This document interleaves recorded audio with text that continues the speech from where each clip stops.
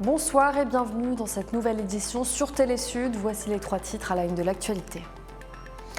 Au Sénégal, l'ONU voit un sombre précédent dans l'utilisation d'armes à feu par les forces de sécurité contre les manifestants, une semaine après les violents affrontements qui ont conduit à 26 décès selon le PASTEF. L'ONU a déclaré mardi être profondément concernée par l'évolution de la situation des droits de l'homme dans le pays. Après plus de 7 semaines difficiles de conflit au Soudan, 297 enfants ont été transférés de l'orphelinat de Nigoma à Khartoum vers un centre situé dans un endroit plus sécurisé du pays. Selon les médias, jusqu'ici impossible de les sauver puisque la zone était inaccessible en raison des combats. Et dans le contexte du conflit en Ukraine, l'Afrique ne peut pas rester silencieuse. C'est la position soutenue par le président congolais Denis Sassou Nguesso à quelques jours de la mission de plusieurs chefs d'État africains à Kiev et à Moscou vendredi et samedi. Légère accalmie au Sénégal. Pour autant, la situation préoccupe toujours la communauté internationale. Une semaine après les violents affrontements qui ont conduit à la mort de 26 personnes selon l'opposition, l'ONU a déclaré mardi être profondément concernée par l'évolution de la situation des droits de l'homme dans le pays. L'ONU voit un sombre précédent dans l'utilisation d'armes à feu par les forces de sécurité. Émeric Torognon. 2 semaines après les affrontements à Dakar, les traces des violences qui ont secoué le Sénégal au lendemain de la condamnation de l'opposant Ousmane Sonko sont encore visibles à l'entrée de l'université Cheikh Anta Diop. Des violences qui ont fait au moins 16 morts selon les autorités du pays, un chiffre contesté par l'opposition et la société civile qui dénonce des tirs à balles réelles par les forces de l'ordre. Ce mardi, l'ONU s'est dit préoccupée de la situation des droits humains dans le pays. L'utilisation d'armes à feu par les forces de sécurité lors de manifestations constitue un sombre précédent pour le Sénégal.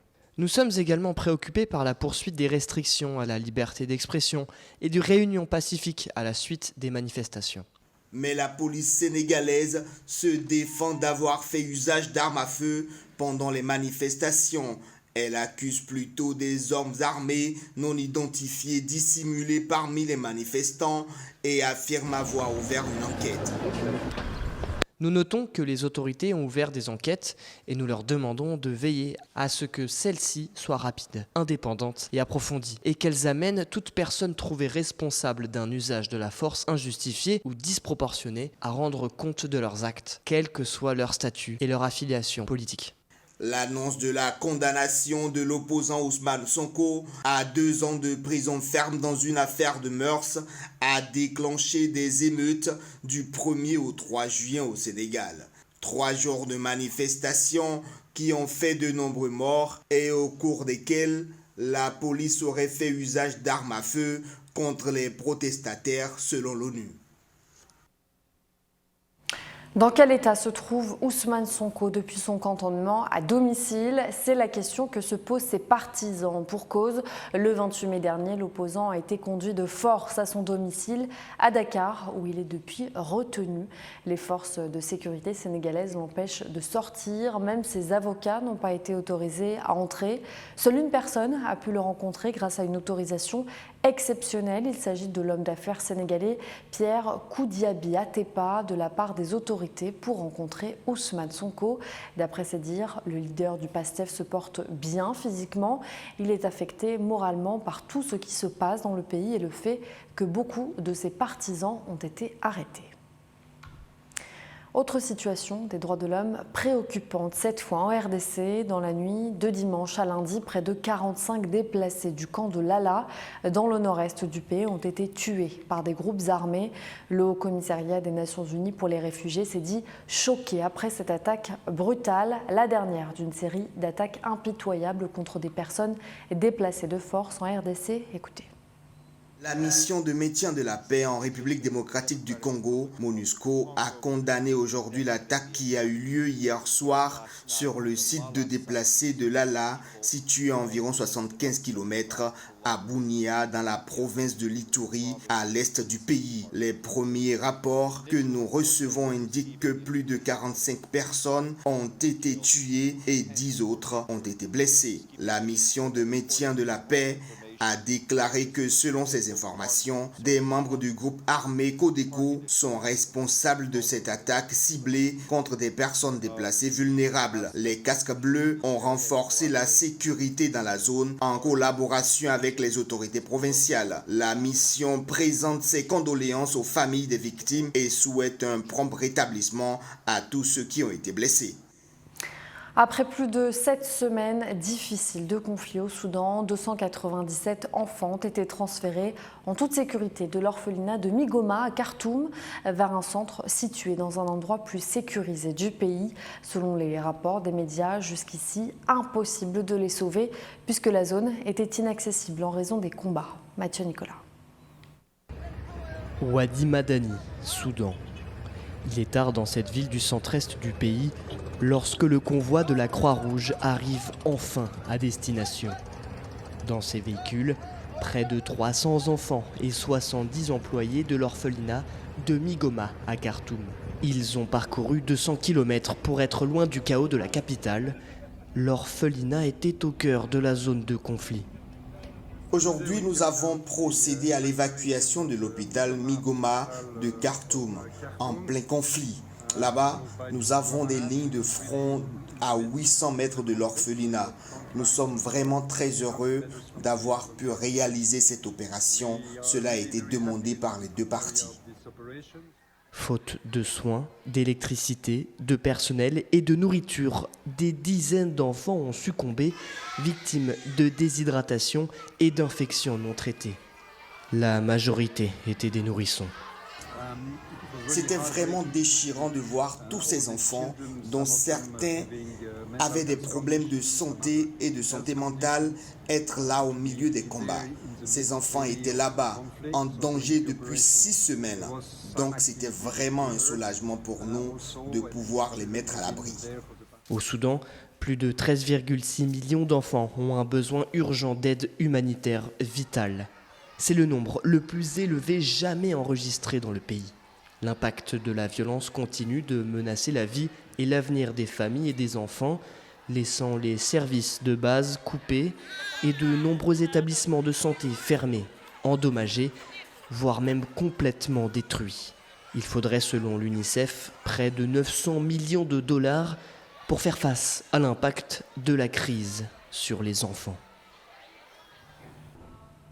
Trouver des solutions eux-mêmes avant d'aller en chercher ailleurs, c'est le plan de l'IGAD pour une résolution du conflit au Soudan. Dans les 10 prochains jours, une coalition représentant l'IGAD tentera de rencontrer face à face les deux belligérants, le général Abdel Fattah al-Burhan et le général Mohamed Hamdan Daglo. Un plan audacieux, mais qui pourra bénéficier du soutien de l'ONU. Mathieu Nicolas.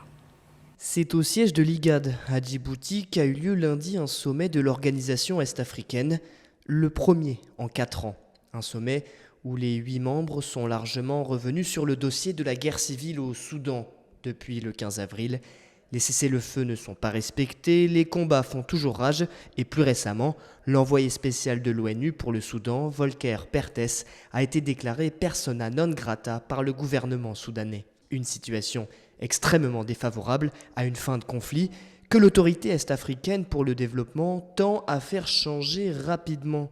Dans les 10 prochains jours, une coalition représentant l'IGAD tentera de rencontrer en face à face les deux belligérants, le général Al-Burhan et le général Daglo. Nous avons pris la décision que le quatuor du Kenya, de l'Éthiopie, du Soudan du Sud et de la Somalie se réunira dans les 10 prochains jours face à face avec le général Al-Burhan et le général Daglo, afin que nous puissions leur parler directement au nom d'IGAD en vue d'arrêter la guerre qui fait rage. Si cette rencontre aboutit, l'IGAD projette la mise sur pied d'une aide alimentaire pour les civils dans un deuxième temps, puis l'établissement d'un couloir humanitaire pour faciliter l'acheminement de l'aide. Il serait 25 millions à avoir besoin d'aide et de protection au Soudan. Et enfin, dans un troisième temps, l'IGAD espère la mise en place d'un retour à un processus politique inclusif au plus vite. Un plan audacieux, sur une courte période, certes, mais qui pourra bénéficier du soutien de l'ONU. Il y a un engagement massif de l'ONU par rapport à l'aide humanitaire au Soudan. Toutes nos agences sont fortement impliquées. Le RSSG adjoint est au Soudan pour coordonner cet effort. Et en même temps, nous allons, comme nous l'avons dit depuis le début, soutenir une solution africaine au problème, soutenir l'Union africaine et soutenir l'IGAD, et nous nous engageons totalement à le faire. Nous n'avons pas l'intention d'avoir de protagonisme. Nous ne l'avons jamais fait. Nous sommes ici pour soutenir les solutions africaines aux problèmes soudanais. Trouver des solutions eux-mêmes avant d'aller en chercher ailleurs, c'est le but de l'IGAD pour une résolution du conflit au Soudan. Plusieurs trêves ont déjà été rompues. Les médiateurs américains et saoudiens ont même averti samedi qu'ils pourraient interrompre les efforts de médiation si un cessez-le-feu de 24 heures n'était pas respecté. Le lendemain, les combats étaient toujours en cours dans le pays. L'Afrique ne peut pas rester silencieuse face à la situation en Ukraine. Ce sont les mots du président congolais Denis Sassou Nguesso. Le président fait partie d'une mission de plusieurs chefs d'État africains qui doivent se rendre à Kiev et à Moscou vendredi et samedi pour y porter un message de paix. Émeric Torquegnon. Au bas de la passerelle de cet appareil, Denis Sassou Nguesso est accueilli par son homologue ivoirien Alassane Ouattara. Après les honneurs militaires à l'aéroport d'Abidjan, les deux chefs d'État et leur délégation se sont rendus au palais présidentiel pour un tête-à-tête et des signatures d'accords de partenariat. Cette visite du président congolais à Abidjan intervient à quelques jours d'une mission spéciale de médiation africaine dans le conflit russo-ukrainien, un conflit aux conséquences lourdes pour le continent. Nous subissons tous les effets de ces guerres-là directement, nos peuples.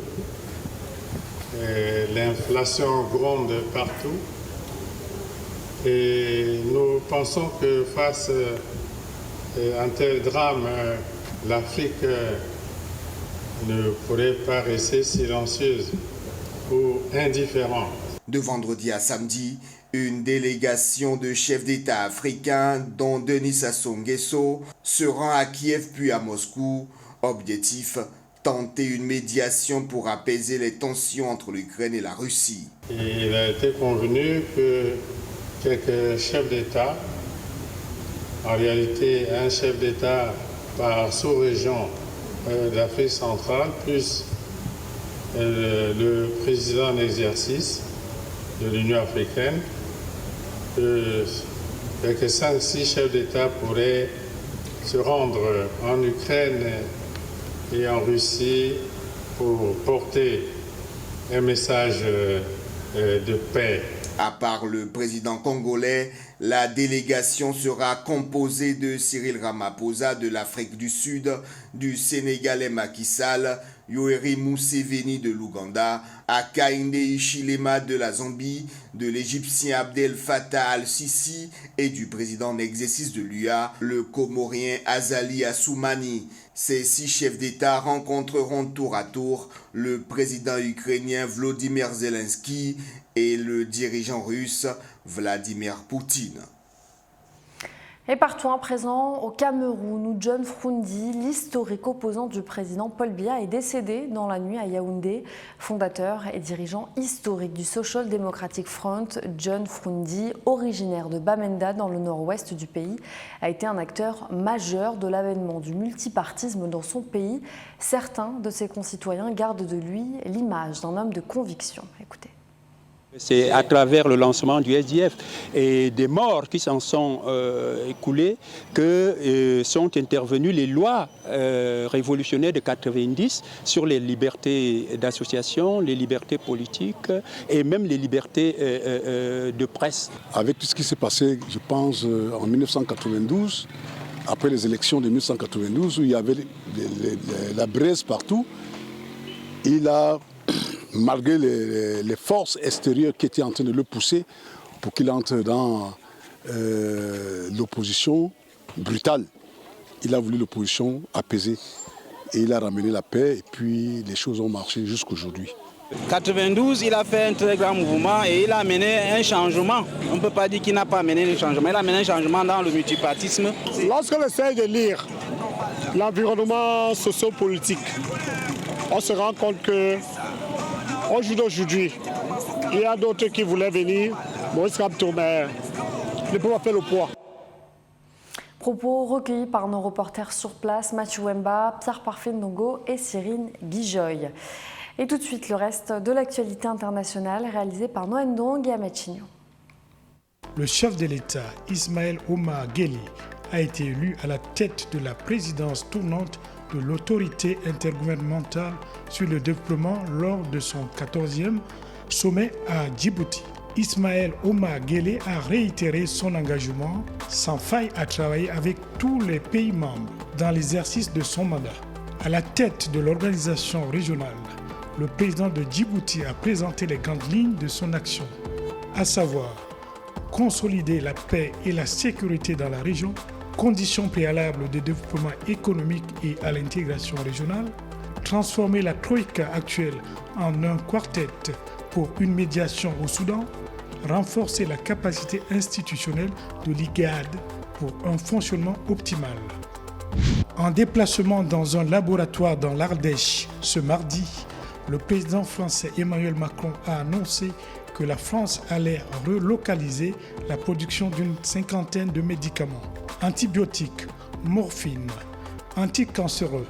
La France veut sécuriser la production de 50 médicaments jugés prioritaires dont 25 connaîtront des annonces dans les semaines à venir. Objectif, en finir avec la dépendance des importations et les pénuries de médicaments auxquels sont confrontés près d'un Français sur 3. Une liste plus large de 450 médicaments devrait être aussi sécurisée. En Colombie, les enfants miraculés de la jungle sont désormais au centre d'une querelle familiale pour leur tutelle. Après leur découverte inespérée vendredi, la question de l'attribution de tutelle de Leslie, Loelny, Tienne, Noriel et Christine Neyman se pose. 3 jours après leur sauvetage, l'Institut colombien du bien-être familial a annoncé qu'il conservera la tutelle des enfants jusqu'à la résolution du différend familial. L'ouverture d'une enquête autour des allégations de maltraitance visant le père des 2 plus jeunes enfants a été lancée par l'Institut. La mère des enfants est décédée dans l'accident du petit avion qui a conduit des enfants à errer dans la jungle amazonienne pendant 40 jours. Suite du feuilleton juridique avec Donald Trump, l'ancien président des États-Unis a été inculpé pour avoir emporté et refusé de rendre des documents secrets liés à la défense. Il avait déjà été inculpé par la justice de l'État de New York dans l'affaire Stormy Daniels. Cette fois, c'est devant la justice fédérale que Donald Trump est entendu. Il est visé par 37 chefs d'accusation, notamment pour avoir conservé des défenses dans sa résidence personnelle. L'ancien président devrait plaider non coupable puis s'exprimer dans la soirée. La victoire de Manchester City se poursuit 3 jours après leur sacre. Les Citizens ont fêté leur trophée avec leurs supporters. C'est le premier trophée de la Ligue des Champions remporté par Manchester City. Les joueurs ont été accueillis en héros dans les rues de Manchester. Regardez.